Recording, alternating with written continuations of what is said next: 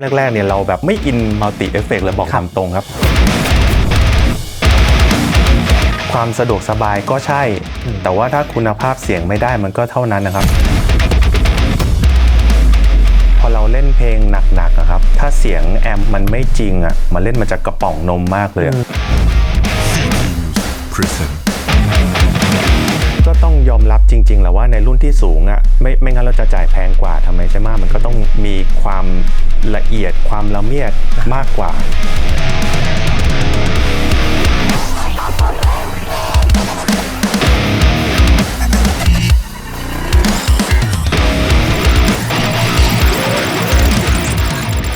พบกับรายการ Multi Lab เอฟเฟกต์ไหนวิจัยหมดกับ EP ที่2นะครับซึ่งวันนี้นะครับเราได้แขกรับเชิญสุดพิเศษนะครับนั่นคือพี่น็อต Retro Spec ครับผมสวัสดีครับ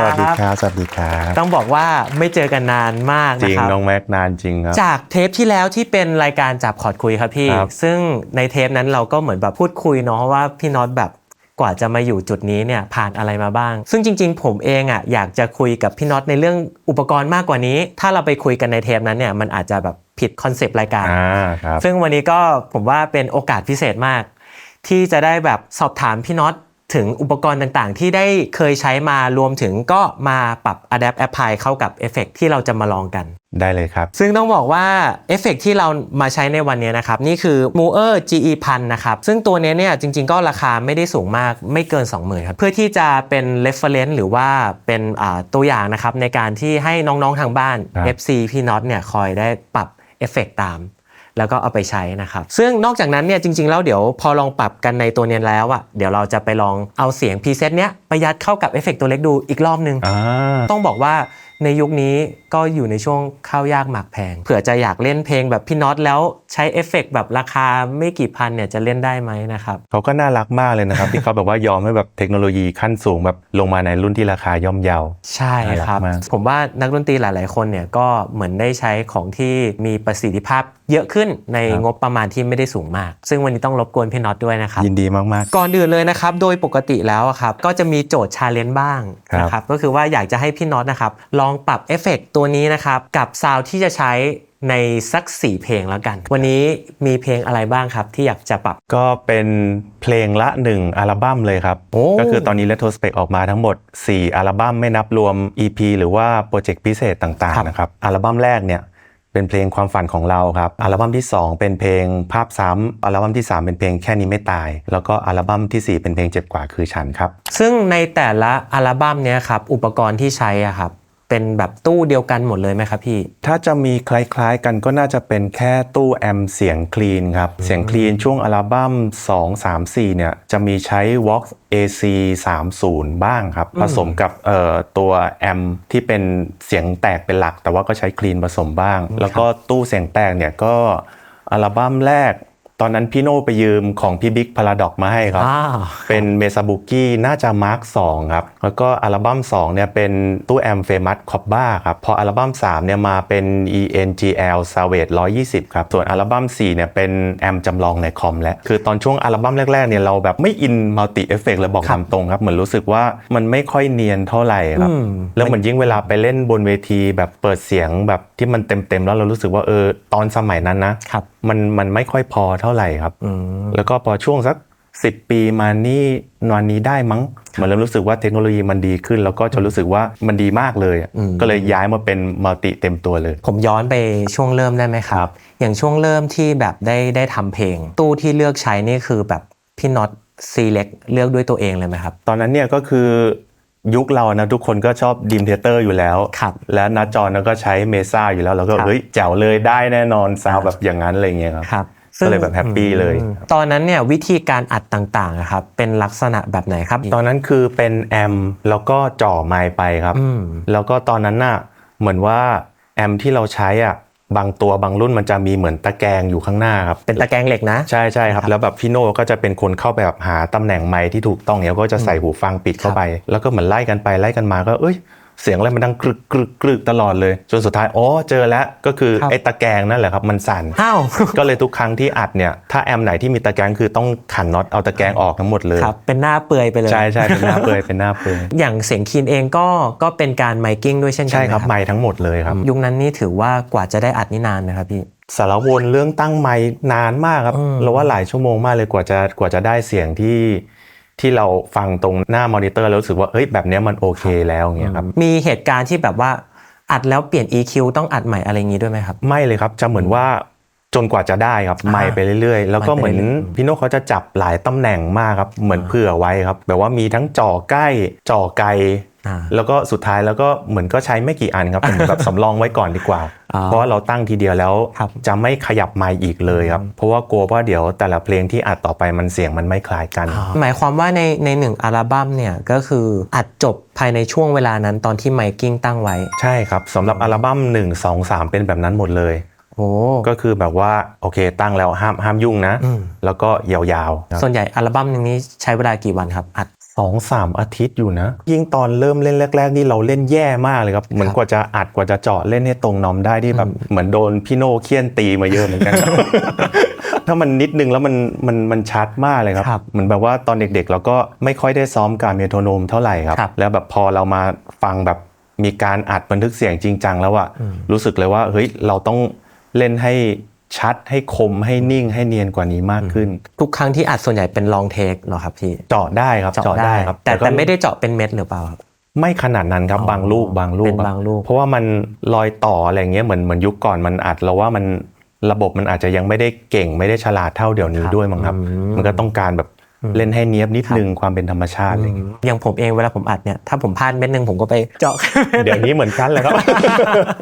นะครับยุคนั้นเนี่ยต้องโหเรียกได้ว่าแบบยอมใจคนอัดเสียงเลยเนาะไม่ว่าจะแบบเตรียมตัวข้างหน้ารวมถึงแบบตอนอัดจริงๆก็ต้อง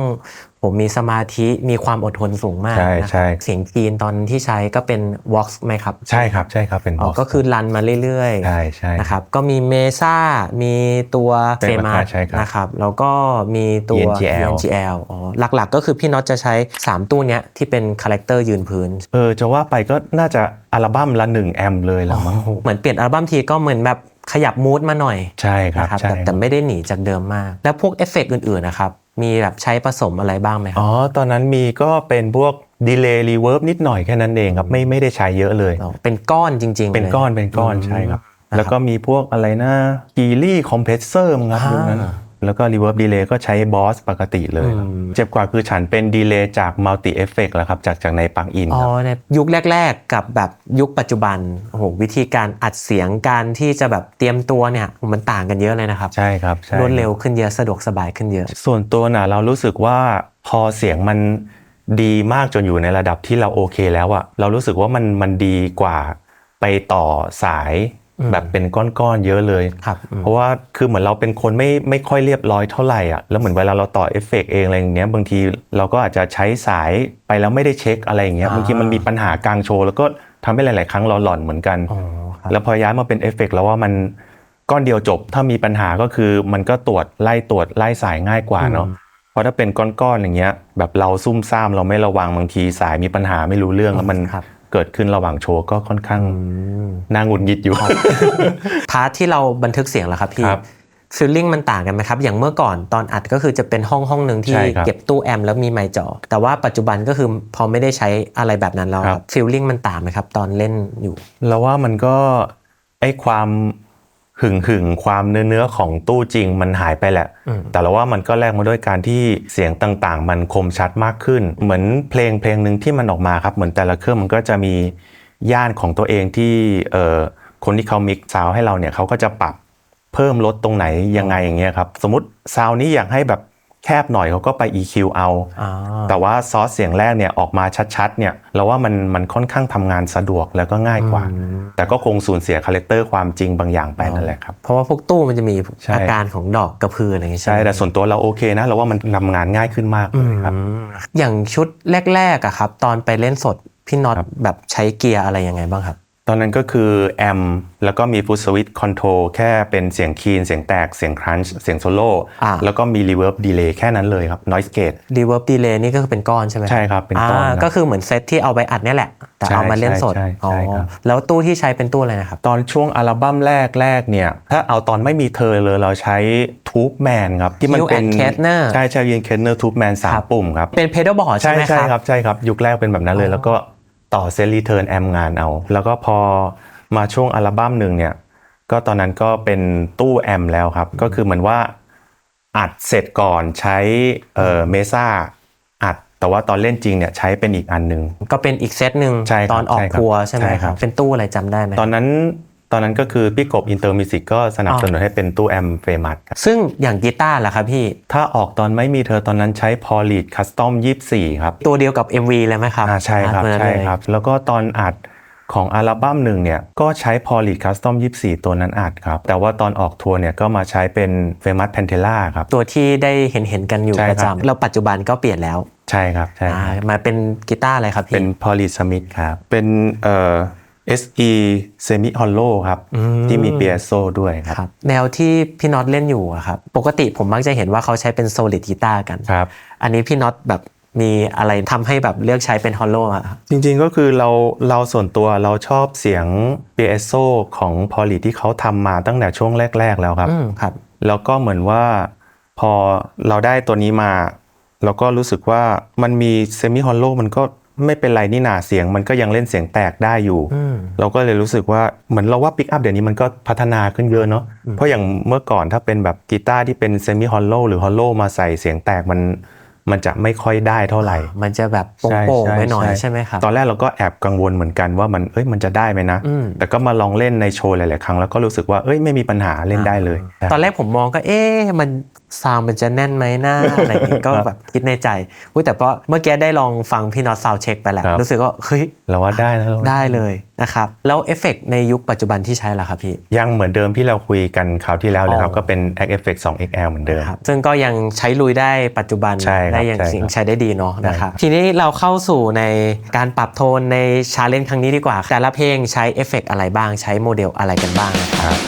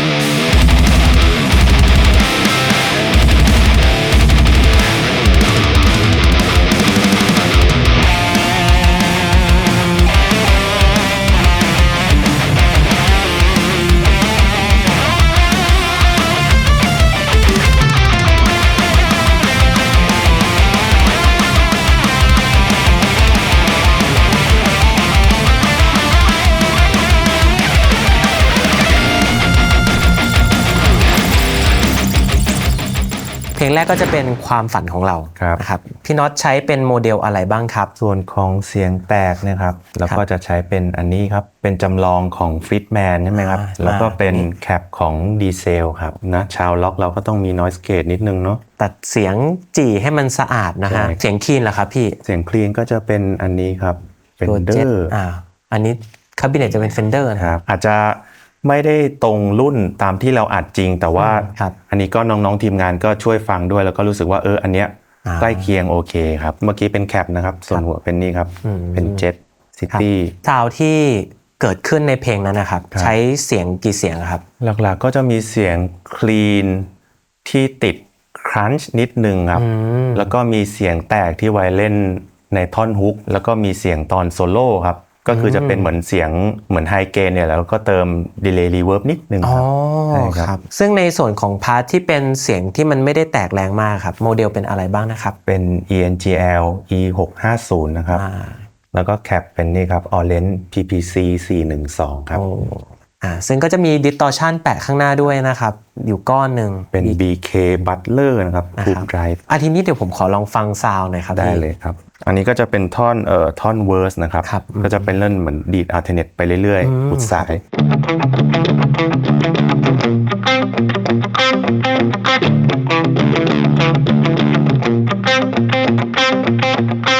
เป็นประมาณนี้ครับแล้วก็ส่วนท่อนต่อไปที่เป็นท่อนพรีฮุกเนี่ยก็ใช้อันนี้ได้เลยโดยที่เหมือนแบบว่าอาจจะลดเกณฑ์นิดนึงก็จะเป็นประมาณ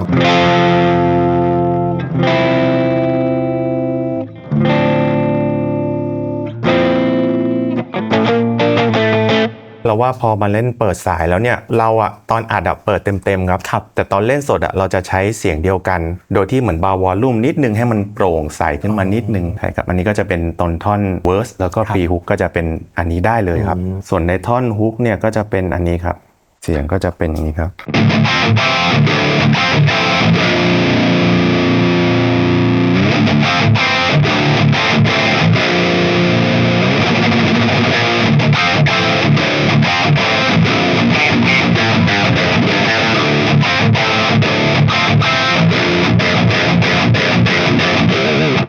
โอ้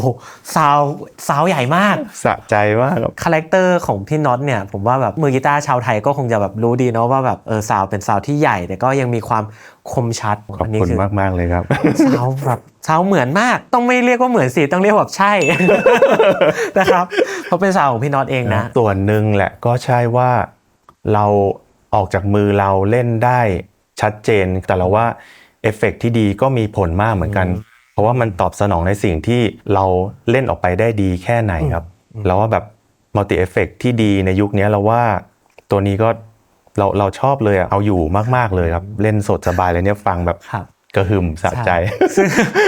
ซึ่งต้องบอกว่าปรับกันไม่นานเนาะประมาณเสียงละประมาณ10 นาทีนะครับผมอยากรู้คอนเซปต์นิดนึงของเพลงนี้ครับ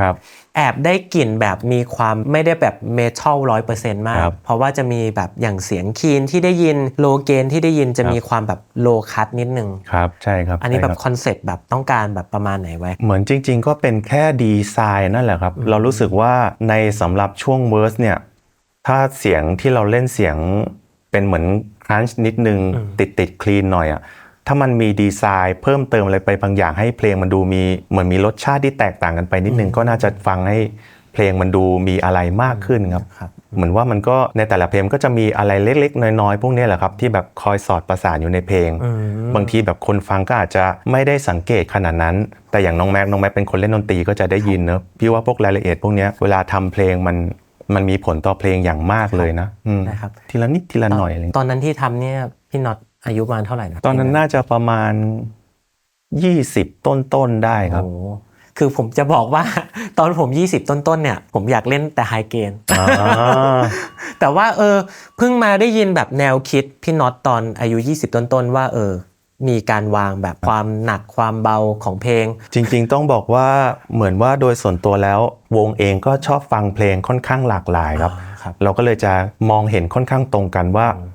เพลงเราต่อให้เราเล่นเพลงหนักมันก็สามารถมีท่อนที่เพราะอยู่ได้นะก็ตั้งแต่ตอนทำ EP ก็จะมีท่อนเสียงคลีนแทรกมาตลอดอยู่โอ้เจ๋งมากเลยครับทีนี้ผมว่าเราลองไปเพลงถัดไปกันดูครับได้เลยครับ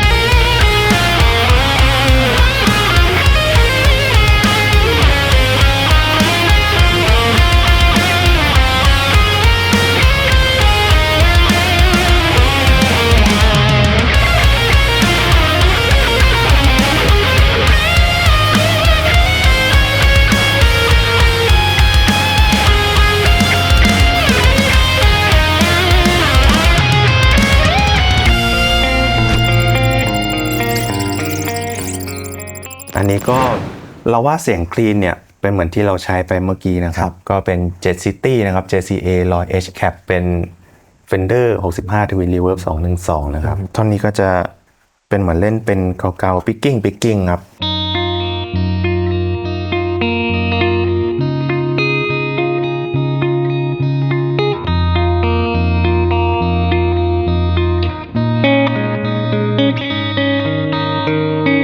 ประมาณนี้ครับเพลงนี้เนี่ยในภาคของเนื้อร้องอ่ะพี่โปที่เป็นคนแต่งเพลงเพราะว่ารักเป็นคนแต่งให้ด้วยครับสำหรับเพลงนี้แล้วก็ส่วนภาคกีตาร์เนี่ยตอนแรกที่ขึ้นเพลงเหมือนเราก็คุยว่าอัลบั้ม2ยังไม่มีเพลงฟิล68เลยก็เลยเหมือนเราก็เหมือนเกาๆเล่นไปเรื่อยครับแล้วก็รู้สึกว่า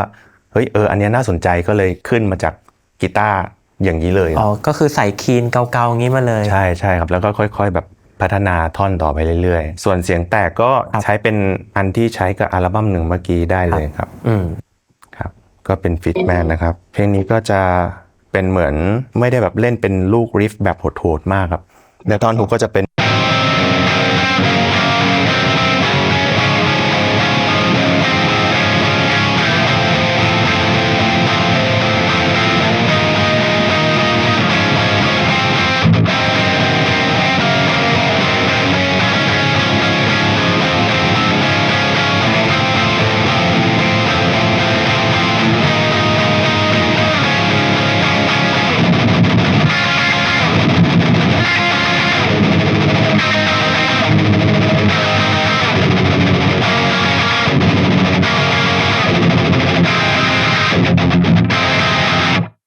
มานี่ครับผมว่ามันก็โหดนะ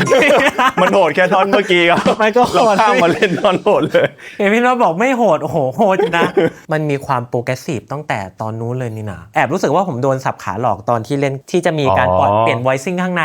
อันนี้คือเปลี่ยนตอนแบบจังหวะ5อะไรอย่างงี้ใช่ไหมครับโอ้โหเราไม่ได้นำเลยครับเหมือนว่าแค่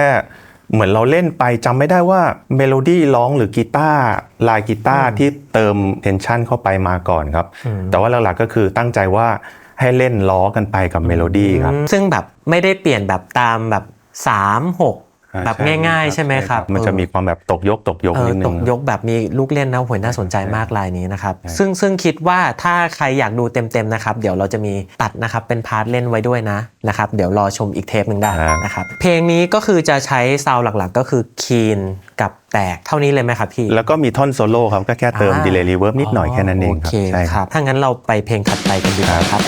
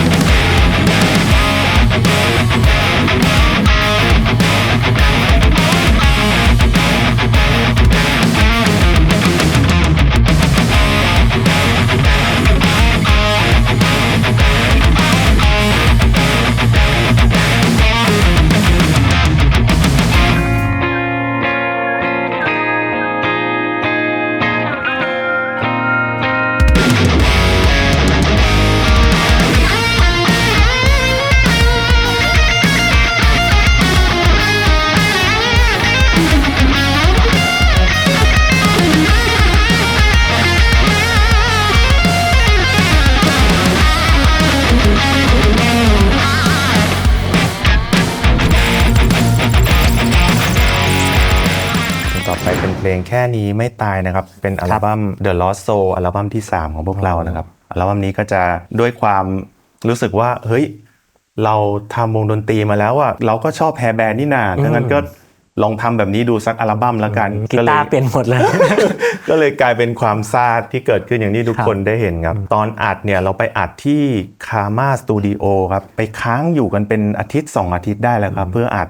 ตอนนั้นก็ขน ENGL Savage 120 ไปอัดสนุกมากครับเพราะว่ามันเหมือนมันเป็นการเปลี่ยนบรรยากาศเพราะว่าปกติเราก็คือแบบว่ามาอัดเพลงแล้วก็กลับบ้านไปแต่อันนั้นคือแบบเราอยู่ด้วยกันแล้วแบบว่าที่สตูก็แบบมีสระว่ายน้ำก็ว่ายน้ำเล่นกันปิ้งย่างกันอะไรอย่างเงี้ยครับอีกความทรงจำหนึ่งที่เราว่าครั้งนึงได้ทำงี้ก็เจ๋งดีสนุกอารมณ์เหมือนแบบไปพักร้อนใช่ด้วยแล้วก็ทำเพลงไปด้วยใช่ครับก็อันนั้นก็จะเป็นENGL Savage 120 ครับโดยที่อันนี้เราจะใช้เป็นรุ่นนี้แทนครับเป็น ENGL Power Bond นะครับ T645 แทนครับเป็นดีเซล412ครับแล้วก็ในเสียงคลีนก็เราว่าใช้อันเดิมได้เลยครับอันเนี้ยที่เลือกมาเนี่ยเราว่ามันค่อนข้างครอบคลุมเล่นได้ใกล้เคียงกับซาวด์แบบของเราที่เราใช้จริงๆเลยครับซาวด์ของพี่น็อตเองจริงๆแล้วโทนคาแรคเตอร์ของเสียงคลีนนะครับออกไปในทางรูปแบบไหนครับถ้าเป็นคลีนเลยเนี่ยส่วนตัวเราจะค่อนข้างชอบแบบที่ค่อนข้างใสแบบใสปิ๊งเลยครับแต่ว่าด้วยตัวดีไซน์เพลงแล้วหลายๆครั้งก็ต้องมีถอดนิดนึงหรือว่าแบบมีความแบบดาร์กมันก็แล้วแต่ดีไซน์ไปครับแต่ว่าถ้าอย่างอัลบั้มเนี้ยอัลบั้ม The Lost Soul เนี่ยอาจจะไม่ได้ใสขนาดนั้นครับเพราะว่าอาการแบบ80 Hair Band มันต้องมีความแบบดาร์กกลมๆนิดนึงใช่ครับส่วนของเสียงคีย์นะครับก็ใช้ตัวเดิมได้เลยครับ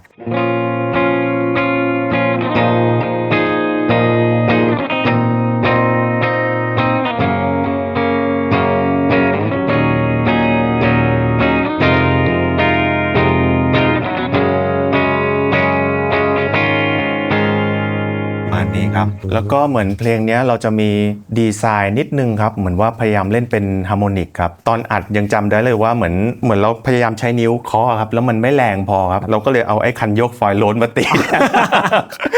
ใช่ครับก็จะเล่นประมาณนี้ครับ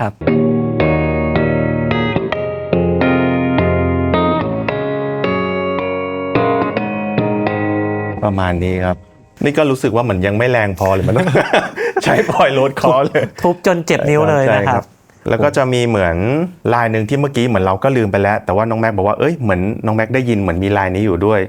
ก็คือเหมือนว่าเราจะเป็นเล่นเป็นอย่างนี้ครับแล้วก็เล่นเป็นทำมันเงี้ยครับ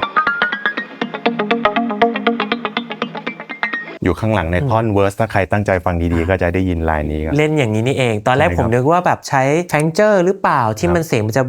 วนๆหมุนๆอะไรเงี้ยอันนี้เราสารภาพตามตรงเลยว่าเหมือนส่วนตัวเราไม่ค่อยชอบพวกซาวด์แฟงเจอร์เท่าไหร่ครับเหมือนว่าเคยลองเล่นแล้วรู้สึกว่าเหมือนเราหาดีไซน์เอามาใช้กับวงไม่เจอครับก็เลยไม่ค่อยอินกับเอฟเฟกต์แฟนเจอร์เท่าไหร่ครับน้องไม่ได้ผิดอะไรนั้นเกี่ยวเหมือนแบบไม่ชอบส่วนตัวเฉยแต่ว่าเมื่อกี้น้องแม็กรู้สึกว่าอาการเหมือนคล้ายๆแฟนเจอร์ใช่ไหมครับคือผมรู้สึกว่า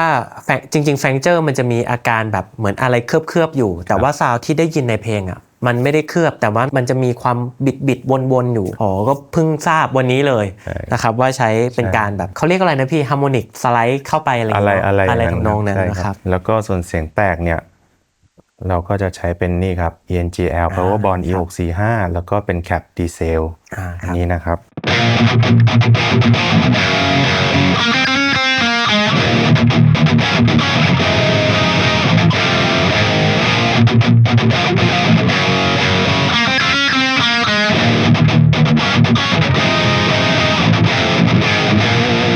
ประมาณนี้ครับเต็มสาบมานะฮะ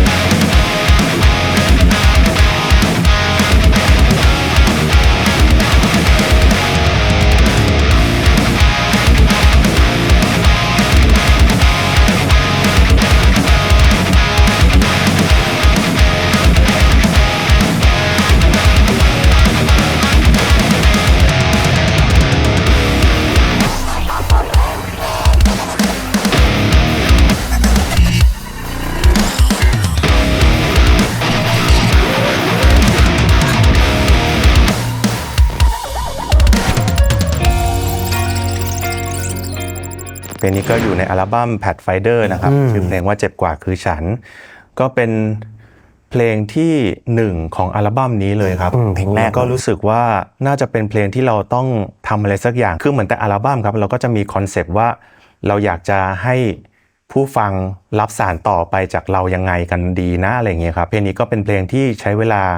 คิดอยู่นานเหมือนกันครับว่าเราจะแบบให้กลิ่นอายเป็นยังไงดีมันก็อยู่บนเพลงล็อกเลยครับแต่ยุคนั้นมันก็เริ่มมีเมทัลคอร์มันก็เริ่มแบบเริ่มกลายพันธุ์กันนิดนึง เริ่มมีแบบความโปรเกรสซีฟผสมเข้ามามากขึ้นอะไรอย่างเงี้ยครับคือเหมือนมันจะอาจจะไม่ได้แบบทุบตลอดเวลาเหมือนเมทัลคอร์ขนาดนั้นแล้วก็ช่วงนั้นเหมือนกระแสเทรนด์เพลงโลกก็เริ่มมีเพลงที่แบบว่าเหมือนจะเป็นโปรเกรสซีฟก็ไม่เชิงจะเป็นเมทัลคอร์ก็ไม่เชิงเกิดขึ้นครับแล้ววงก็รู้สึกว่าเฮ้ยมันเป็นสไตล์แบบที่เราชอบอยู่แล้วเราก็รู้สึกว่าทำเพลงที่มันหนักหน่วงแต่ก็มีความผสมผสานสมัยใหม่พวกซาวด์ดีไซน์อะไรต่างๆครับเพลงนี้ก็จะมีรายละเอียดที่เพิ่มเติมเข้ามาค่อนข้างเยอะอยู่ครับหลักๆเลยอันนึงที่ทุกคนก็น่าจะรู้สึกได้ก็คือท่อนที่เล่นเป็นดีเลย์8 ดอทครับมันก็จะให้อาการเหมือนพวกเพลง EDM ใช่ไหมที่เขาชอบมีพวกดีไซน์เสียงอะไรพวกนี้ครับอันนี้ก็คือพี่โน่เป็นคนแนะนำให้ลองทำดูครับแล้วเราก็รู้สึกว่าเฮ้ยมันเท่มากเลยเราไปอยู่ไหนทำไมเราไม่เคยรู้จัก แล้วก็เพิ่งมารู้ทีหลังว่าเหมือนลูกพวกนี้นูโน่ก็เล่นปะในโชว์ของเขาที่เล่นโซโล่เดี่ยวคือเราฟังเอ็กซ์ตรีมแต่ก็ไม่เคยรู้ว่ามีท่อนที่นูโน่เขาเล่นอย่างนี้ด้วยก็ไม่รู้ว่าพี่โน่จิกนูโน่มาหรือเปล่า โน่จิกนูโน่โอเคครับซึ่งลายนั้นก็จะเป็นอย่างนี้นะครับนี่ก็เป็นนี่เลยครับเป็นเซอร์นะครับ PT 100แคปเป็น Fender 65 Twin Reverb นะครับแล้วก็ดีเลย์นี่ครับก็จะเป็น8 ดอทนะครับมันก็เวลาเราเล่นมันก็จะเป็นอย่างเงี้ยแล้วก็ในเพลงก็จะเป็น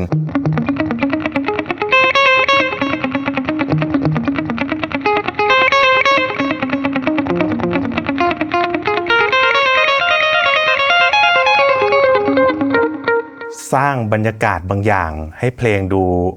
มีอะไรน่าสนใจมากขึ้นครับรู้สึกชอบแล้วก็พยายามจะยัดในเพลงอื่นอยู่เรื่อยๆ แต่ก็มันก็ต้องดูความเหมาะสมแล้วแต่เพลงไปครับอัลบั้มนั้นน่าจะไม่มีครับหรืออาจจะมีก็อาจจะมีน้อยมาก เหมือนรู้สึกว่าอยากใช้อีกจังอะไรเงี้ยแต่ก็ไม่ได้ใช้คืออาการเสียงมันเหมือนแบบน้ำไหลอะไรอย่างนี้ด้วยเลยเนาะพี่เนาะแบบใช่ครับแล้วก็รู้สึกว่าแบบมีความแบบโมเดิร์นแบบ EDM ผสมอะไรอย่างนี้ไหมครับพี่ใช่ครับซึ่งในเพลงนี้ก็จะมีพาร์ทตรงกลางก็มีใส่เป็นเหมือนพวกดับสเต็ปพวกอะไรอย่างนั้นด้วยครับยุคนั้นเขาต้องมีนิดนึงที่เป็นเสียงแบบช็อตแบบนี้ใช่ไหมใช่เสียงคลีนก็ใช้อันเดิมได้เลยครับก็เป็นเวลาเล่นเสียงคลีนเนี่ยโดยส่วนตัวเราแล้วอ่ะเราชอบใช้เป็นปิกอัพผสมครับก็คือเป็นแกร็กกลางที่ใช้ผสมหน้าหลังครับซึ่งตัวนี้ผสมเป็น2ตัวเลยฮัมเบอร์เกอร์คู่ไม่แน่ใจวงจรเหมือนกันครับโอเคครับแต่ว่าเสียงเรารู้สึกว่าส่วนตัวเราชอบที่เราว่ามันมีความทู่นิดนึงเราชอบมากกว่าที่มันจะเราว่าอันนี้มันเหมือนมันอาจจะเปิดไปนิดนึงครับคือเสียงคลีนจะใช้ผสมใช่เพราะว่ากีตาร์ตัวแรกพี่น็อตเป็นสแตทตัวแรกเลย Fender สแตทใช่ครับ ผมจำได้จริงจำได้ด้วยว่าเป็น Sunbird ใช่แล้วพี่น็อตบอกว่าเนี่ยแหละไปเล่นเมทัลใช่แล้วเสียงว่าจียังไงนะแอดใช่จีหนักมากน้อยเกตนี่เปิดจนแทบจะเสียงจริงหายเลยครับเพราะฉะนั้นเดี๋ยวเรามาฟังเสียงคลีนที่พี่น็อตชอบกันครับ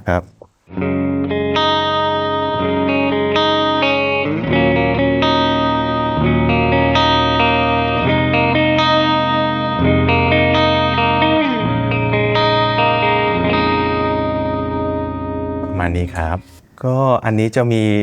รีเวิร์บของนี่ด้วยครับเป็นซาวแบบโบสใช่ไหมครับใช่ครับ ซึ่งต้องบอกว่าคีนเป็นเสียงเดิมเสียงเดียวกันแต่ว่าสิ่งที่ผมได้ยินพี่น็อตเค้นมันออกมาในแต่ละเพลงให้มันต่างกันออกไปเนาะโอ้เราไม่ได้สังเกตตัวเองเลยอาจจะเป็นว่าฟีลที่เรารู้สึกในเพลงนั้นๆมั้งครับมันแบบว่าต้องดีดแรงเน้นแค่ไหน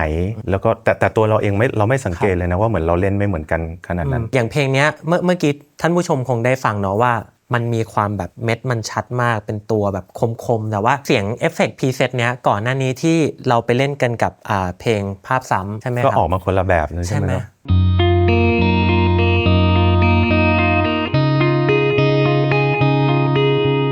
กับ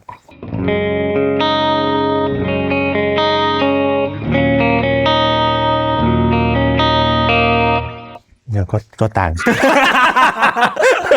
ซึ่งต้องบอกว่าพรีเซตเดียวกัน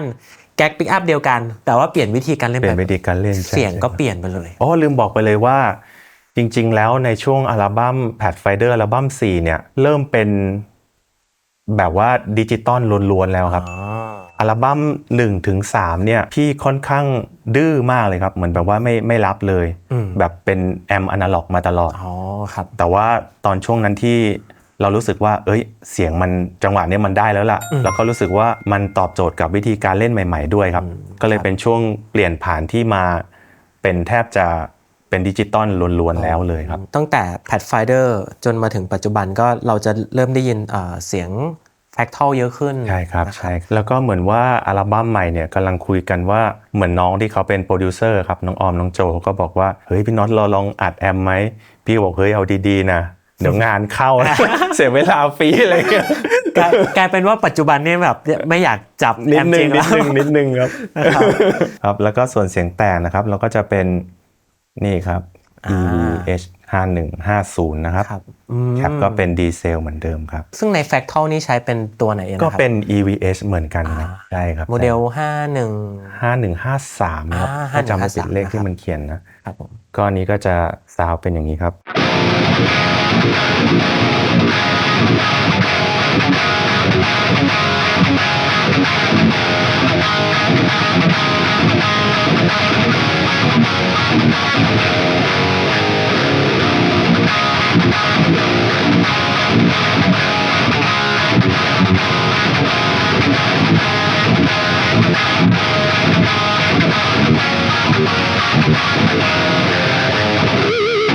ประมาณนี้ครับ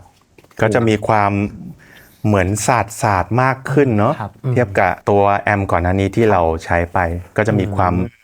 ศาสตร์ความสากแล้วก็มีความคมอยู่คือตัวนี้ก็คือจะแบบเหมือนแบบไอ้นี่ขึ้นเนาะผมว่ามันฟูขึ้นมันใหญ่ขึ้นเลยผมเรียกได้ว่าน่าจะโตมาพร้อมกับเรโทรสเปกสิ่งที่แบบพบเจอเลยก็คือว่าซาวของพี่น็อตอะคล้ายๆแบบว่าเขาเรียกว่ามันมีวิวัฒนาการที่แบบว่าไปขึ้นเรื่อยๆสุดขึ้นไปเรื่อยๆขอบคุณมากๆเลยครับดีใจที่ได้ยินครับเพราะว่าเหมือนซาวด์กีตาร์ของเรามันก็ไม่ใช่ของเราคนเดียวครับมันก็คือของทุกคนในวงนั่นแหละเราก็พยายามจะทำให้มันดีขึ้นมองหานวัตกรรมใหม่ๆที่มันดีมากขึ้นเพื่อให้เพลงของเรามันทันยุคสมัยแล้วก็เอาให้มันดีที่สุดเท่าที่เราทำได้นะเวลานั้นนะครับน้องๆได้ยินก็พี่ๆก็ดีใจครับหายเหนื่อยชอบครับจริงๆต้องบอกว่าชอบมากเลยครับเป็นยังไงบ้างครับกับวันนี้ที่ได้มาลองเล่นซาวได้ลองแบบจูนซาวของ Moore GE 1000ครับพี่เหลือแร่เลยครับสบายเลยแล้วก็เราชอบที่เขาน่ารักมากที่เขายอมให้รุ่นเล็กสามารถเอาเสียงที่เราทำในรุ่นใหญ่ไปลงใช้ได้ด้วยสำหรับน้องๆที่อาจจะต้องเซฟงบนิดนึงเราว่ามันดีมากเลยเพราะว่าเราว่ายุคนี้เลนส์ราคาของมันค่อนข้างกว้างมากเนาะแล้วก็เหมือนถ้าเราแบบว่าอยากได้เสียงที่มันดีมากๆบางทีเราต้องจ่ายในราคาที่สูงมากๆครับแต่ว่าอันนี้ก็เขาก็ทำมาให้ในรุ่นสูงเนี่ยสามารถเอามาใส่ในรุ่นที่ราคาย่อมเยาได้แล้วว่าเขาน่ารักกับผู้ใช้มากๆเลยแล้วว่าอันนี้ดีมากครับแล้วก็เสียงที่เราลองเมื่อกี้แล้วขึ้นคอนเสิร์ตสบายเลยครับเสียงคมชัดแล้วก็เร็วมากด้วยเมื่อกี้ลองกดแบบสลับเร็วๆดูก็เปลี่ยนทันอยู่ครับซึ่งจริงๆข้างในอะครับพี่น็อตสามารถที่จะแบบมีแอม2ตู้รอไว้ได้โดยที่แบบบายพาสตู้ที่2ไว้ก่อนแล้วก็สลับเอาสวิตช์เอาได้ใช่ไหมครับทำให้เสียงเนี่ยมันจะไม่สะดุดเลยครับเพราะว่าตัวโปรแกรมพรีเซตแต่ละตัวเนี้ยมันเป็นการแบบยิงโค้ดเข้าไปใน CPU นะครับเวลาเราเปลี่ยนพรีเซตเนี่ยเป็นการที่แบบถอดทุกอย่างออกจากแรมอะครับแล้วก็ค่อยเอา Data ชุดใหม่เนี่ยขึ้นไปมันเลยทำให้มีเสียงกระตุกแต่ว่าเทคนิคอันนี้ครับถ้าบางยี่ห้อเขาจะใช้เรียกว่าซีนบางเจ้าเรียกว่า snapshot นะครับแต่อันนี้เขาจะใช้คำว่า subpad มันเป็นการที่ไม่ได้ลบ Data ออกจาก CPU แล้วก็ RAM ทำให้เสียงที่สวิตช์เนี่ยมันไม่ได้มีรอยต่อทำแบบนี้ได้ด้วยนะครับแล้วก็เมื่อกี้เห็นน้องแม็กบอกว่าเขาจำลองเสียงจริงๆมาจากแอมเลยด้วยใช่ไหมครับใช่ครับตัวนี้เรียกว่าเป็นเทคโนโลยีโปรไฟลิ่งครับเขาก็จะเป็นการแบบเอาเสียงตู้แอมต่างๆเนี่ยที่เป็นตู้จริงๆครับอัดเข้ามาสู่ไมค์นะครับเรียกว่าโปรไฟลิ่งแล้วก็ลองปรับ EQ เปลี่ยน EQ ดูแล้วก็ เอาค่า EQ ต่างๆนั้นนะครับไปยัดเข้าไปในสู่ตัวเอฟเฟกต์เมื่อไหร่ที่เราแบบลดเกณฑ์หรือลดเบสเพิ่มแหลมอะไรเงี้ยครับมันจะทำให้ได้อาการของหนอบนั้นจริงๆของเอฟเฟกต์ คนที่ชอบตู้แอมจริงๆน่าจะแฮปปี้นะใช่ครับทีนี้ครับพี่น็อตเดี๋ยวเราลองเอาพรีเซตอันเนี้ยไปลองเล่นกับตัวรุ่นน้องเขาดูว่าซาวเนี่ยมันทำได้เหมือนกับตัวรุ่นพี่ตัวนี้ไหมนะมาลองกันครับลองกันดูครับตอนนี้เราก็เซตอัพเสร็จเป็นที่เรียบร้อยครับโดยการเอาหัวแอมนะครับที่เราได้ลองกันไปเมื่อกี้นะครับนั่นคือโมเดลตัวที่เป็น Feedman เข้าไปสู่ในรุ่นน้องของเขาตัวเริ่มต้นนะครับตัว GE 150 Pro นะครับเดี๋ยวลองซาวกันหน่อยฮะได้เลยครับ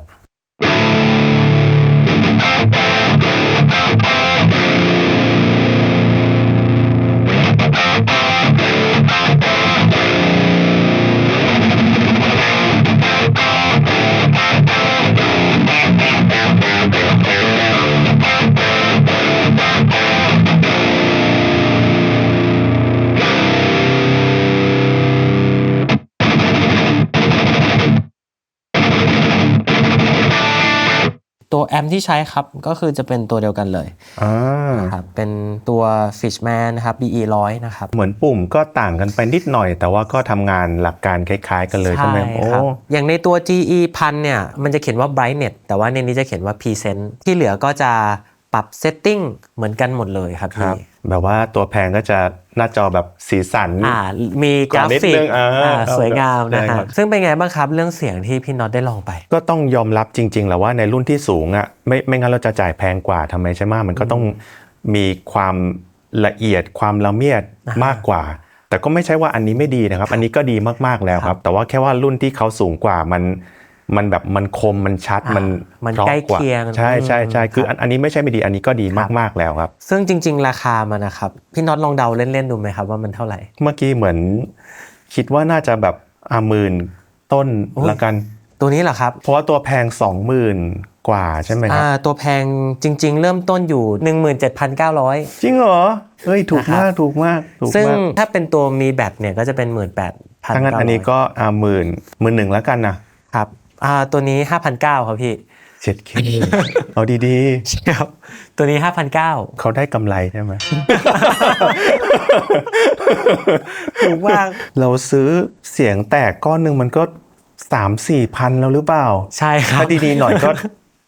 5-6,000เป็นหมื่นโอ้ยเขาน่ารักมากเลยนะเขาแบบเขาทำราคามาให้แบบว่าเด็กๆที่อาจจะไม่ได้มีงบตรงนี้มากก็เอาไปเล่นได้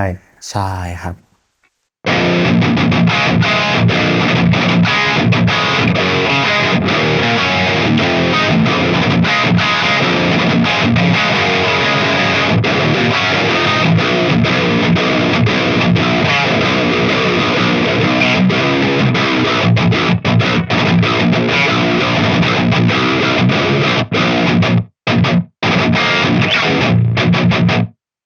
เสียงคลีนเป็นยังไงบ้างครับได้ครับเสียงคลีนเดี๋ยวผมลองเปิดจากโรงงานดูนะครับได้ครับเอาเสียงจากโรงงานเขาเลยก็ได้ครับ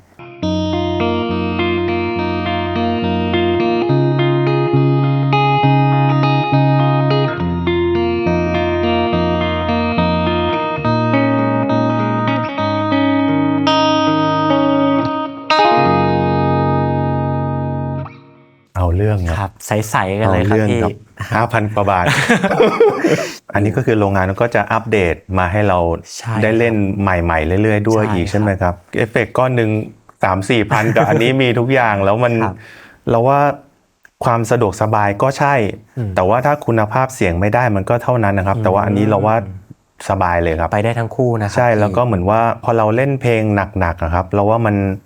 ถ้าเสียงแอมมันไม่จริงอ่ะแล้วมันแบบอาการมันไม่ค่อยออกมาเล่นมันจะกระป๋องนมมากเลยแต่เมื่อกี้เล่นแล้วว่าเสียงมันพอเลยครับก็ทำงานจริงได้ฟีลอยู่ใช่ใช่ใช่ใช่ผมคิดว่าตอนนี้เราน่าจะเข้าสู่โค้งสุดท้ายแล้วนะครับเป็นไงบ้างครับพี่วันนี้ที่ได้ลองมาทำซาวมาเล่นกันดูอย่างแรกเลยก็ต้องขอบคุณซีดีที่ชวนที่มาทำอะไรสนุกนะครับตื่นเต้นอยู่เหมือนกันแบบถ้าเราปรับซาวเฮียแล้วมันซาวเฮียแบบรุ่นพี่ไม่เวิร์กแล้วก็ดีใจที่ได้ลองเอฟเฟกต์ราคาจิ๋วแต่ว่าพละกำลังสูงส่งมากนะครับอันนี้เราว่าคนที่อาจจะไม่ได้มีงบมากครับเรา ว่าต้องมาลองเลยครับ พี่น็อตครับพรีเซตทั้งหมดที่เราปรับกันวันนี้ครับอันนี้พี่น็อตอนุญาตให้น้องๆทางบ้านเนี่ยดาวน์โหลดกันไว้ไหมครับดาวน์โหลดไปเล่นกันแล้วลองเล่นดูแล้วแชร์มาให้เราดูด้วยนะอยากฟังเหมือนกันว่าน้องๆเล่นกันแล้วจะเป็นยังไงกันบ้างได้ครับซึ่งพรีเซตทั้งหมดนี้นะครับถ้าเกิดว่าใครสนใจเนี่ยเดี๋ยวทางผมเนี่ยก็จะทิ้งลิงก์สำหรับดาวน์โหลดไว้ให้นะครับก็กดได้ที่ลิงก์ใต้คำบรรยายนี้ได้เลยครับก็สำหรับในเทปวันนี้เนี่ยผมคิดว่าหลายๆคนตัวผมทีมงานแล้วก็ผู้ชมทางบ้านเนี่ยเหมือนจะแบบได้รับความรู้มากมายแล้วก็ได้ฟังเรื่องสนุกๆจากพี่น็อตด้วยนะครับซึ่งหลายๆคนก็คงจะหายสงสัยกันแล้วเนาะว่าซาวด์ที่พี่น็อตใช้เนี่ยสามารถที่จะปรับกับเอฟเฟกต์มัลติอื่นๆที่อาจจะราคาไม่ได้สูงมากไม่ได้แรงมากได้หรือไม่นะครับวันนี้ก็ผมคิดว่าหลายๆคนคงจะหมดข้อสงสัยกันเป็นที่เรียบร้อยนะครับซึ่งยังไงวันนี้เนี่ยต้องขอบคุณพี่น็อตมากๆนะครับที่ให้เกียรติมากๆเลยครับดีมากๆครับสำหรับใครนะครับที่สนใจคอนเทนต์ดีๆแบบนี้นะครับอย่าลืมกดไลค์กด Subscribe นะครับรวมถึงอยากจะให้พี่ๆศิลปินท่านไหน